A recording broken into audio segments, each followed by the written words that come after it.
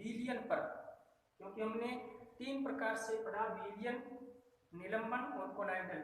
चलिए अब हम देखते हैं विलयन क्या चीज है। विलयन आमतौर पर 2 या 2 से अधिक पदार्थों का एक समांगी मिश्रण है।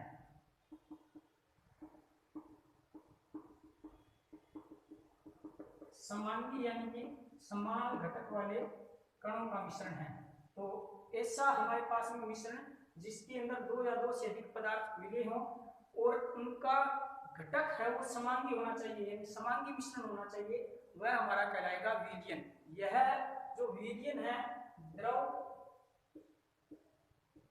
में ठोस का, द्रव में गैस का इत्यादि कई रूपों में हो सकता है। जैसे हमने देखा है हमारे जो कोल्ड ड्रिंक्स होते हैं, उन कोल्ड ड्रिंक्स के अंदर जल के अंदर CO2 मिला दी जाती है। तो जल क्योंकि एक द्रव है और CO2 एक गैस है, तो कोल्ड ड्रिंक्स है वो जल में गैस का यानी कि द्रव में गैस का एक समांगी मिश्रण यानी कि विलयन है। तो द्रव में ठोस पदार्थ भी मिला हो सकता है, जैसे कि जल प्लस नमक। जल यहाँ द्रव है और नमक यहाँ पर ठोस है, तो द्रव में ठोस का भी विलयन हमारे पास में हो सकता है। आगे नेक्स्ट हम विचार करते हैं कि यह जो विलयन है इसके कितने भाग हो सकते हैं। प्रत्येक विलयन के 2 भाग होते हैं, एक होता है विलायक और दूसरा विलयन का भाग है विलेय। सबसे पहले देखते हैं विलायक क्या है। विलायक यानी कि जो अपने अंदर किसी चीज को घोलने की क्षमता रखता है या फिर किसी पदार्थ को जो घोलने की क्षमता रखेगा वो कहलाएगा विलायक, और इसकी मात्रा विलयन में हमेशा अधिक होगी, यानी कि विलयन में विलायक की मात्रा हमेशा अधिक होती है। दूसरा है विलेय, यानी कि जो विलायक के अंदर घुलता है और जिसकी मात्रा या सांद्रता विलयन में क्या होती है, कम, वह कहलाएगा विलेय। तो विलयन के 2 घटक हो गए, एक विलायक और दूसरा विलेय। विलायक यानी जिसकी मात्रा अधिक है, यानी कि जो विलेय को अपने अंदर घुलता है वह होगा विलायक। दूसरा है विलेय यानी कि जो विलायक के अंदर घुलता है और जिसकी मात्रा होती है कम, वो कहलाएगा विलेय। तो आगे हम विचार करते हैं कि जो विलयन है इसके अंदर कौन कौन से गुण हो सकते हैं।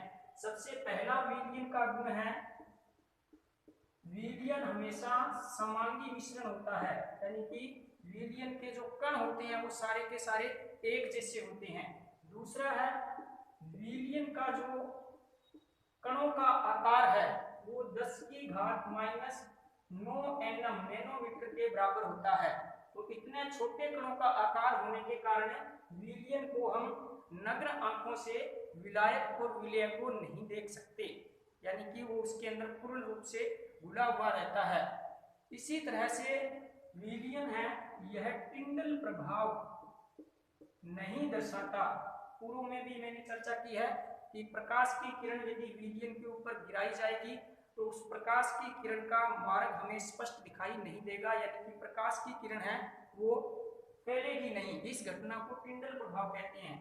चौथा घटक है कि छानना विधि के द्वारा, यानी कि चालनी के द्वारा छानकर विलायक और विलेय को हम अलग अलग नहीं कर सकते, यानी कि भौतिक प्रक्रम के द्वारा विलयन के घटकों को पृथक करना संभव नहीं है।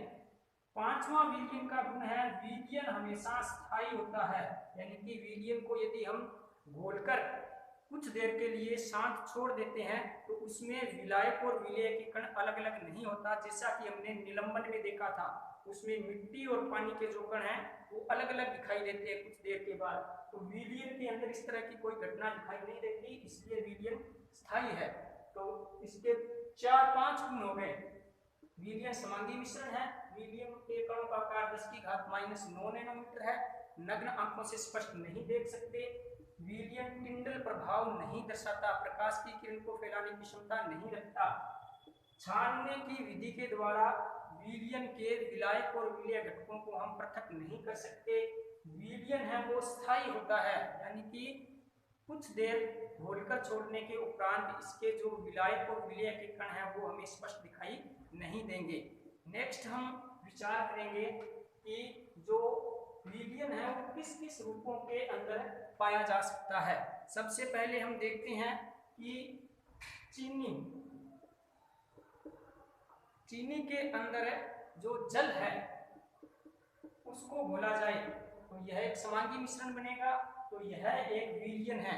यहाँ पर चीनी और जल का जो विलयन है यह द्रव में ठोस का उदाहरण है, क्योंकि जल द्रव है यहाँ पर और चीनी है ठोस।